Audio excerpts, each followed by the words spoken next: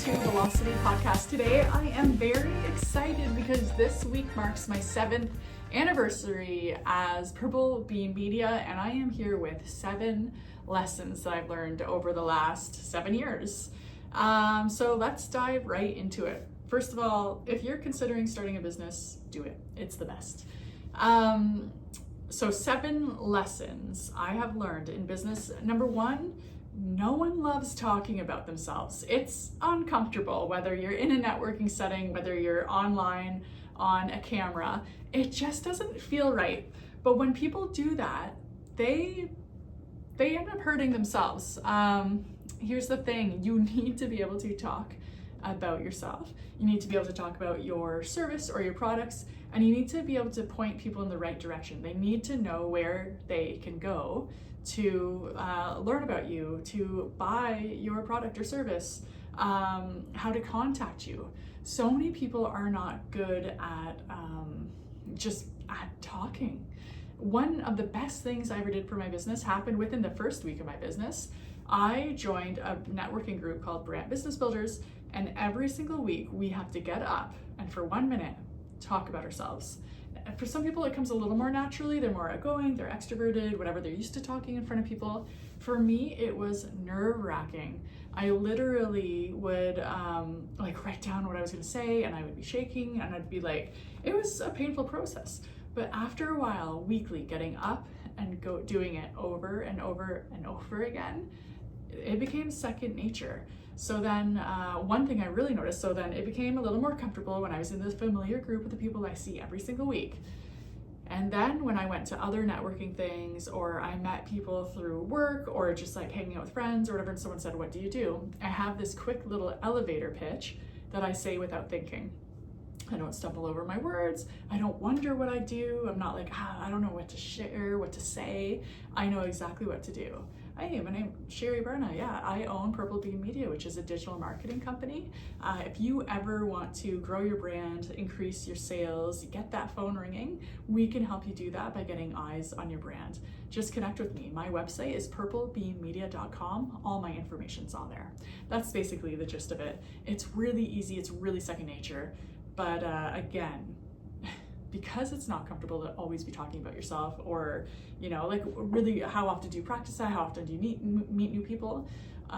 You need to get these things down pat. You need to know who you are, where people can contact you, why you exist, and then depending on the person, you talk differently to them. So someone who's older, and I might not be like, go to my website. I might be like, hey, can I have your phone? I could put my phone number in there. So it kind of changes based on that. But I'm very comfortable with explaining what I do, how to reach me, and how I can help a person. Okay, so that's lesson 1. Know how to speak about yourself, know how to point people in the right direction, let people know exactly what you offer and how to contact you.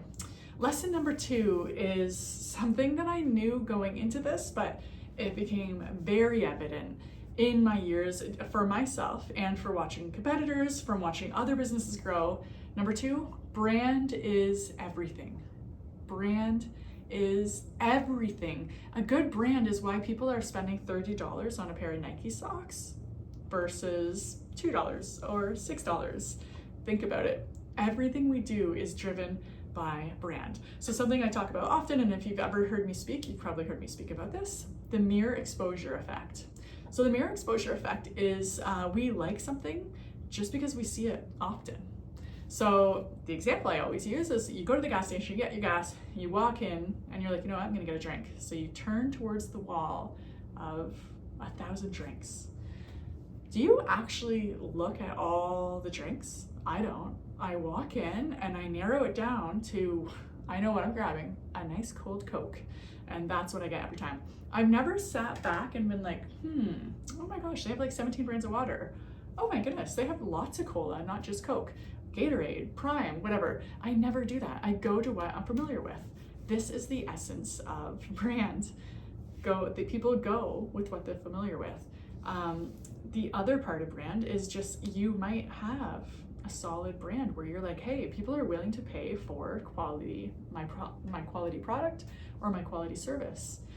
If If your clients are driven just by price point, then as soon as someone is cheaper than you, even if it's by $10, they will go and work with them. So you don't want to be the lowest price on the block. You don't want to be the person who just focuses only on price, and you don't want to draw customers based on price, because you will lose those same people due to that. What you want to do is create a really strong brand. Now, I've gotten customers because of my brand. I put a certain foot forward that I want people to like associate me with. I like having fun. A lot of my meetings take places on patios in the nice warm weather. And I've literally had clients being like, you know what, I don't want to always meet in my office. I want to like break free. Like, I own my own business. Why am I stuck here? I like what you're doing over here. And there's certain parts of my brand that people literally will be like, the reason I chose you is because, and they name something that's associated with my brand. That makes me very happy, because I don't do things necessarily willy-nilly. I put thought into my brand. I put thought into it. I try and grow it. I try and cement that idea with posts, with videos, with podcasts, when I'm in person, I'm meeting people. I want everyone to know what my brand is about. So that's incredibly important. Lesson number 3 of my 7 years is consistency builds trust. That is so important. Consistency on any level, whether you are showing up weekly or monthly to your networking meetings. If you consistently deliver a great product or consistently deliver a great service, if you're consistently treating your customers as if they're actually human, as if they're important to you, and not as a number, not as a paycheck. This is a quality that actually differentiates people between honestly, the good and the bad. Whether you're working out, eating healthy, whatever you're doing, you don't want to wait for that big, like, oh, I'm feeling so motivated today. I'm feeling so creative. If I waited for creative days, I would probably work only 4 or 5 days out of the year. Like, there's only a handful of days where I'm like, I woke up and I have ideas today. The rest, I'm like at my desk, I already did my morning routine, like I'm in my office, I have my coffee, and I'm like, okay, here's what I need to do today. And then I go through it. That consistent routine really, really helps me. And it builds even trust with myself, because I know I'm not gonna like flake out or like choose to do something else, or if my phone rings, I'm not gonna jump up and change my whole day. My consistency builds trust with myself, but then it also obviously goes to clients. They know who they could trust. They know it, like, hey, listen, if I said I'm gonna get it done, you're gonna get it, trust me. And that is really important. When it comes to owning your own business, this is why I think consistency is so important to me. Like I would have said, like, prior to owning my business, yeah, it's really important to be motivated. You need to make the choice to do what you say you're going to do. I don't have a boss. I don't have to show up at 9 o'clock every morning. I could literally roll out of bed at, well, I couldn't because I have kids, but I could potentially like come in here at noon and work for 2 hours. And like, who's gonna say anything?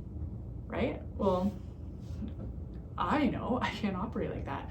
I know I like, first of all, actually coming to my office versus working from home, because it makes me a better worker. I have a lot better production. I'm just way better here. So these consistent actions are really important, because again, I have no boss. I have no one to hold me accountable. I don't have anyone over my head, and I have no one demanding things from me except for clients, of course. So how do I be the best I can be? How do I deliver the best service?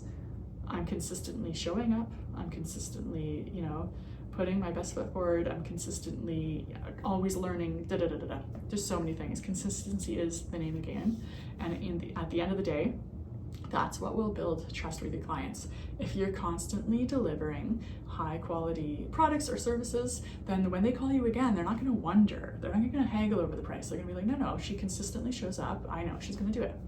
So that is something that I really, really learned over the last, and also not only for me to be consistent, but to do work with consistent people. I've met people who are just geniuses. Like, they can program anything, they can draw anything, they can, you know, take the best pictures. If they're not consistent, they're hard to work with. And I rather go with someone who's less talented but will show up and do what they say than someone who's like incredibly talented, but maybe you get it this month, maybe it's next month, you never quite know, you know. So consistency is so important. Lesson number 4 is nurture your, did I just do this before? Sorry. Number 4, nurture your network. Your network is your net worth. I've heard that a lot in, like, you know, the business circles. It is so true. So I see this a lot when it comes to the digital marketing side of things, e-newsletter, videos, you know, social media, but this is really, really applicable to real life too. You can't only show up one time and expect people to remember your name, your business name, how to contact you, what services you offer, what products you offer. It just doesn't happen. You need to constantly be getting out there, constantly sharing your message, always on, always there, always promoting yourself, like video, in person, whatever it is. Once you have your network of people, you need to woo them. It's kind of like dating. I actually want to write a book, like everything I learned about business, I learned from dating. Because it's like in the dating world, you can't just like give someone your number and never follow up with them again if you really, really like them. You're going to naturally want to reach out and be like, hey, thinking about you today, or whatever. I don't know if people do nowadays, but it's true. Like, you need to nurture your network, because the other thing I know is that someone might meet you and really like you, and they're just not quite ready yet to pull the trigger. So they might wait. I've had people watch my videos for months and then just not like it, not comment, I have no idea they're watching, and then say, I've been watching you for months, let's talk. So the same thing happens in person. You might show up all the time, high energy, ready to go, ready to be helpful, like, you know, in these situations, and people are watching from afar. You know, you could have an off day and treat someone really poorly, and that might be the first impression of you. That's not nurturing your network. Just because they're not ready to be your client yet, you always have to be prepared to show up. So nurture your network. Again, this is not brand new information. I've heard this phrase before, but it is very true. Take time to woo the people. If there are certain people, there's certain people I want to work with. I have a list that I'm like, I want to work with these people. So what do? I follow them on social media. I like their posts. I'm nurturing that connection, because when they're ready to say yes, I want to be there. I want to be the name that they think of, because they're like, oh, you know what? She was really, really great when we worked on this other project for the city together. Or, you know what? She's always there in my feed, like, commenting and stuff like that. So that's just an easy way where you can nurture your network without going like too far out of your way. Lesson number 5, you need to balance passion with patience. This was a hard lesson for me. I remember the first day I was like, okay, I'm going to start Purple Bean Media. I'm like, I'm just going to call people, tell people, because I did marketing prior. This was not like my first kick at the can when it comes to marketing and digital marketing and all that. I'm just going to call people and let them know what my experience was and how I can help them. So phone call. I made 10 in a row, 10 no's, just 10 like no. And I was kind of like, oh, because I was expecting people to be like, this is wonderful. And again, this is in 2017. So not a lot of people, there were a lot of people online, but it was still kind of newish. Just 10 no's in a row, like 20 minutes, 10 no's. It was discouraging. My passion was there. My patience was not, because then I was like, should I not quit my job? Should I? So patience is the name of the game. This kind of goes back to my last point about nurturing. We live in a microwave society where it's like, we want something, boom, we press a button. We want something, we order it. We want to hear a song, we put it online. We don't have to listen for commercials. On TV, we don't watch for commercials. It's crazy. Everything is instant. Well, that does seep into our souls, and I think patience is like an amazing virtue that everybody needs. It's something that I try and actively work on. The reason why it's hard is because we want success now, and I have the passion to make it happen now. And I'm so thankful that I was like, you know what, I'm playing for 50-year-old Sherry. I wrapped my head around that early on. Maybe it was the lesson of the 10 no's, but I was just like, okay, I'm not worried about like, 32, 33-year-old Sherry. I'm not worried about this year. I want real money when I'm like 45 and 50. So what do I have to do? So that kind of put the brakes on naturally for me, because I am like a like if someone's like, we should do an event, I'm like, let's do it next week. We can do it next week. Let's get this moving. It's not natural for me to be like, no, we're going to take our time. We're going to plan. I really have to fight that. And I have to have people in my organizations that kind of like are like, whoa, whoa, whoa, we can't do that. Don't overpromise there. Patience is a virtue. So the problem with passion is you get so fired up, you want it to happen now. But I find that people quit way too early. And I've seen it in even some of my own competition. People will call me up, I'm thinking about doing like this marketing agency, da, da, da. And I'll be like, yeah, can I sit and talk with you? I'm like, yeah, 100%. And they get burnt out within 3 months because their passion is there, but the patience is. So what they wanted to like do, the markers they wanted to hit, maybe financial goals or whatever, it doesn't happen. And then they get discouraged and they end up quitting, as opposed to being like, hey man, one foot in front of the other. I'm 1% better today. When I look back over the last 7 years, I am, at the risk of sounding like so like conceited and cocky, I'm really impressed with things. Now I don't see them on the day-to-day. I only see it when I look back and I see the overall arch, like the 40,000 foot view. When you're in the weeds, it's hard to be like, wow, this was a really good year. You're just plowing ahead. So anyway, all that to say, passion is amazing, but you need to balance passion with patience. And again, that's easier for some people than others. Number 6, my 6th lesson that really guides me throughout my entrepreneurial journey is flexibility is key. You have to be flexible when you are in business. You do not know what's around the corner, and COVID taught us that. I don't want to harp too much on the COVID thing.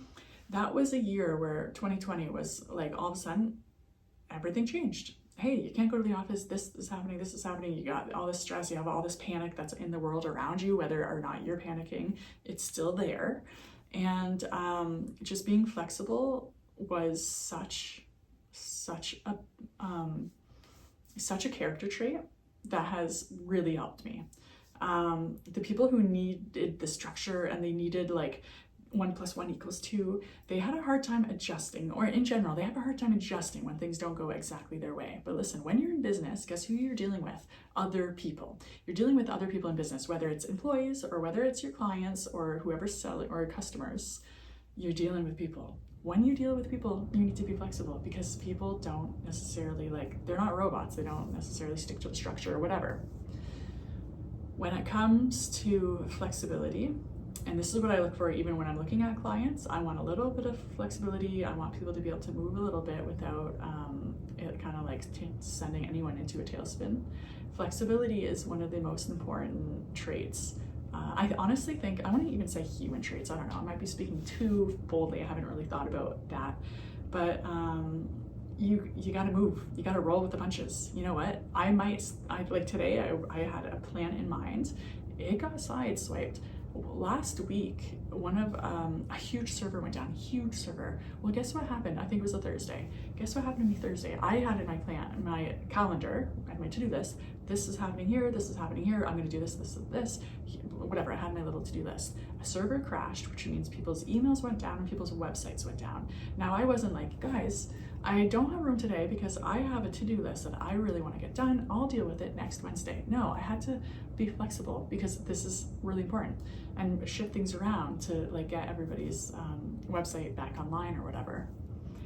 That was helpful, because you know what my clients did? They were like, okay, you got it? And I was like, yep, let me do some research. I'm going to get onto this. And then I just communicated, hey, blah, blah, blah, this happens. And I just got a note from the company. You're fixing it right now. Once they're done their side, we'll go into our end and connect whatever we need to connect again, whatever. I don't want to get too technical there, but the key is the flexibility. So I had an idea for my day and something happens. That happens. And happens to our clients too, and people we work with, employees that we're trying to deal with. You got to be flexible. You got to be able to roll with the punches, because people are watching too. They're watching how you react. And anyway, so that's all I'll say about flexibility. I love flexibility.